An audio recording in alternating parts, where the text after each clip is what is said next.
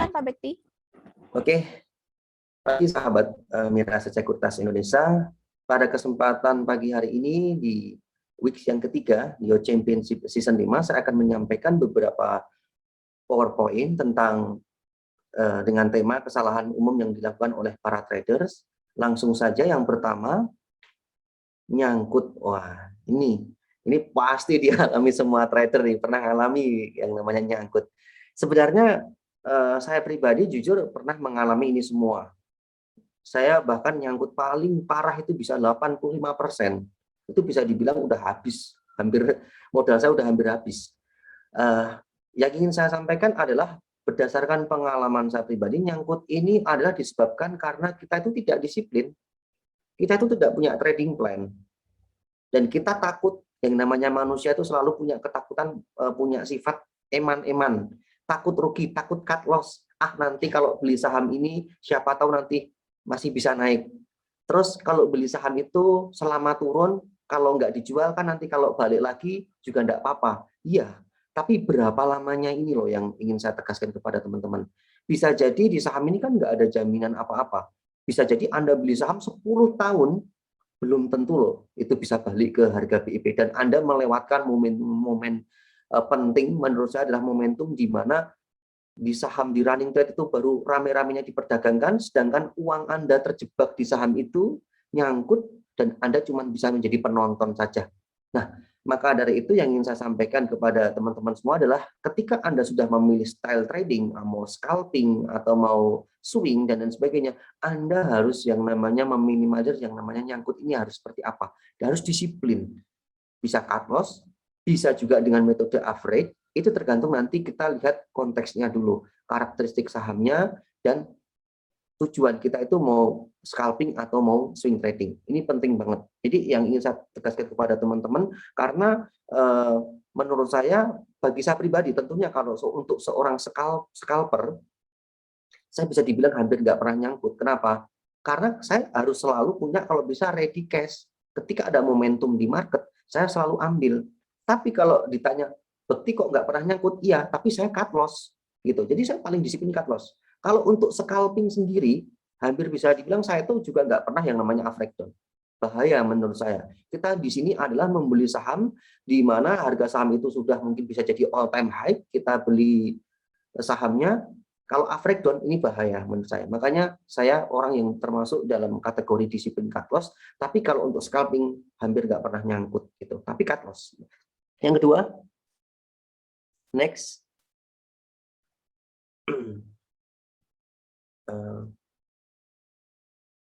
Yang kedua, next. Nah, ini. Cuannya tergulung kembali di market. Wah, ini pokoknya orang yang curhat ke saya itu cuma ada 2 tipe kebanyakannya. Yang pertama, Mas Bekti, saya itu nyangkut.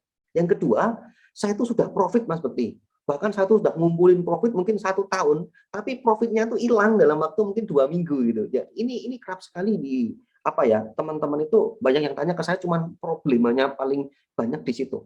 Kalau orang itu yang tipe orang ketiga, dia itu selalu profit, nggak mungkin tanya ke saya. Dia pasti udah menemukan caranya, pasti dia udah nggak tanya ke saya lagi. Tapi kalau orang yang nyangkut dan orang yang udah profit tapi tergulung kembali di market, bahkan bisa menggerogoti modal, nah ini dia yang kerap dilakukan kesalahan para trader. Sebenarnya penyebabnya apa sih kayak seperti itu? Saya menyebutnya adalah, yang pertama adalah dia itu greedy, serakah. Jadi ketika dia itu trading saham, dia kadang mungkin lupa akan untuk mengamankan profitnya. Makanya saya selalu bilang kalau bisa kita itu trading, yang namanya manusia itu pasti punya sifat yang namanya tidak puas. Inginnya cepat kaya, instan di saham dan sebagainya. Itu naluriah manusia. Tapi untuk melawan itu semua kita harus bentengi. Gitu kan? Termasuk saya pernah bilang kalau kita tuh mau scalping saham ataupun mau investasi, rekening harus dipisah. Kalau dicampur itu bahaya. Pasti nanti manusia itu pasti akan ada titik namanya tergoda. Jual aja dulu deh, belum ada peluang, mungkin tak beliin saham lain dulu biar ada peluang di saham yang lagi rame. Nah, seperti ini. Makanya untuk menghadapi itu semua, kalau saya boleh bilang yang pertama adalah amankan profitnya.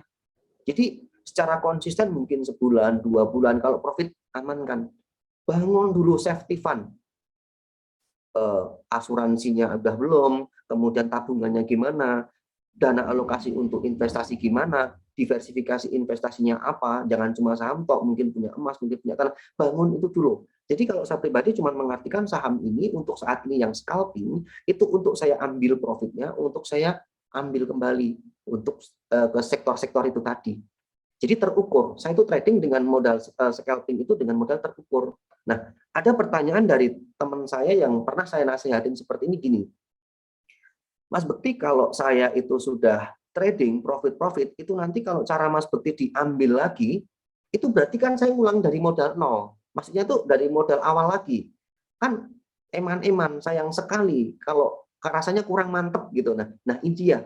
Ya sekarang pertanyaannya, kalau kamu memang mau menggunakan modal gede yang kamu gulung-gulung dari market itu tadi, kira-kira kalau diambil lagi kamu siap nggak? Gitu. Karena yang namanya kita tuh market kita nggak ada yang tahu. Nah, itu dia makanya saya menyarankan seperti itu. Kemudian yang kedua, setelah tadi saya yang pertama bilang amankan profit, yang kedua jangan over trading. Kendalikan diri kita ketika kita itu menghadapi marketnya gimana. Kira-kira IHSG ini bagus apa enggak? Rame enggak saham-saham yang ada di bursa efek kita, transaksi hariannya gimana? Itu menjadi pertimbangan-pertimbangan kita untuk melakukan trading. Kalau memang itu saham market itu lagi nggak mendukung, ya jangan dipaksa. Saya juga tipe orang yang mungkin nggak tiap hari transaksi. Kalau memang saya melihat mungkin awal sesi market sudah turun cukup signifikan, kadang saya juga tutup laptop, saya tinggalkan gitu. Jadi nggak harus dipaksa tiap hari. Justru kalau malah kita itu paksa, mood kita nggak baik, itu malah bahaya. Bisa jadi kita malah balas dendam gitu. Jadi ketika kita itu transaksi di saham, kemudian mungkin cut loss itu pasti ada benak dalam diri kita untuk memunculkan ini harus cepat balik nih, kayak balas dendam, pengen cari profit, padahal market nggak mendukung. Saran saya jangan dipaksa. Langsung yang ketiga, next. Nah ini mie instan aja, yang namanya mie instan itu kalau kita mau makan aja direbus dulu, nggak bisa langsung kita makan gitu kan. Jadi kita ada prosesnya juga. Ya walaupun kerap dilakukan orang-orang yang Anda semua mungkin sahabat Mira Aset kalau tahu ya, kalau sepintas orang yang belum pernah masuk saham terus melihat para influencer dapat cuan sekian dan lain sebagainya, kadang menggiurkan. Tapi pertanyaannya, di saham ini ada prosesnya, ada stepnya. Orang sekolah aja ada tahapannya. Minggu lalu saya pernah bilang kalau seorang dokter aja mau jadi seorang dokter butuh kuliah cukup lama juga. Nah, ini dia yang ingin saya tekankan bahwa di sini ada prosesnya. Anda harus juga melewati step by step-nya, belajar analisa teknikal, fundamental, seperti itu. Next.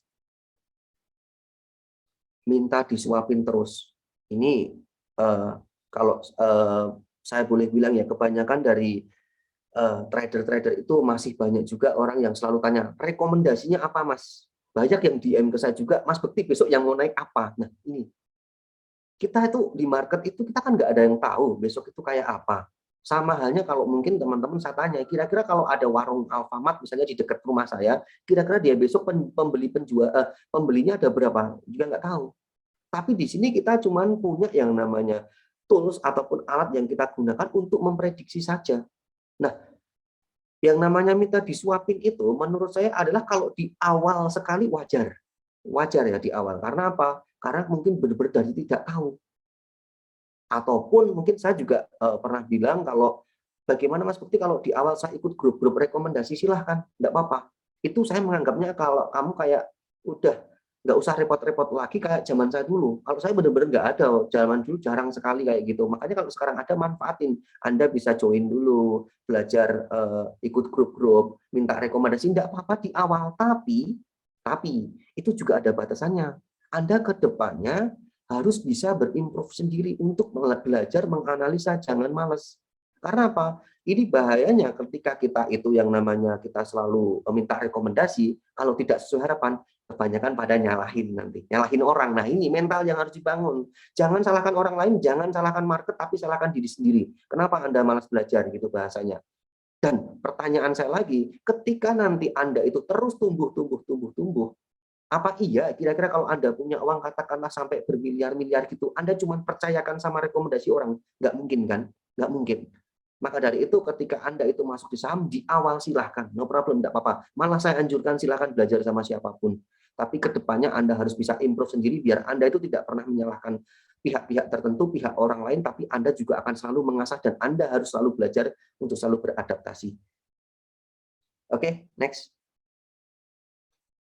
Nah, ini kesimpulan dari yang saya rangkum bahwa yang namanya kita itu, bagi saya pribadi sebagai seorang trader ya, kita harus melakukan nama disiplin cut loss.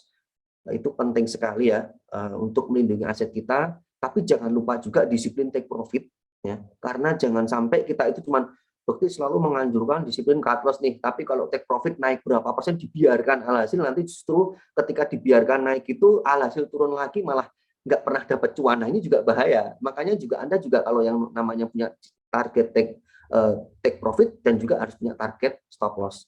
Kemudian disiplin membangun safety fund. Ini kalau saya pribadi menyebutnya adalah kalau uang kita berkembang di saham, jangan lupa sebagian diamankan, dipindah ke rekening lainnya untuk biaya hidup Anda, untuk uang jaga-jaga, untuk mungkin biaya asuransi, untuk mungkin rekening lainnya, rekening investasi, dan lain sebagainya. Ini penting sekali. Jadi jangan semua Anda masukkan di saham, agak sedikit risiko, karena hakikatnya saham ini adalah saham yang berinvestasi high risk, high return.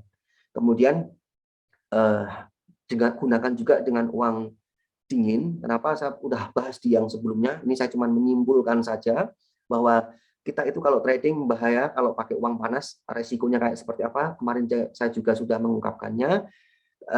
Kurang lebih inilah cara trading saya sederhananya seperti ini.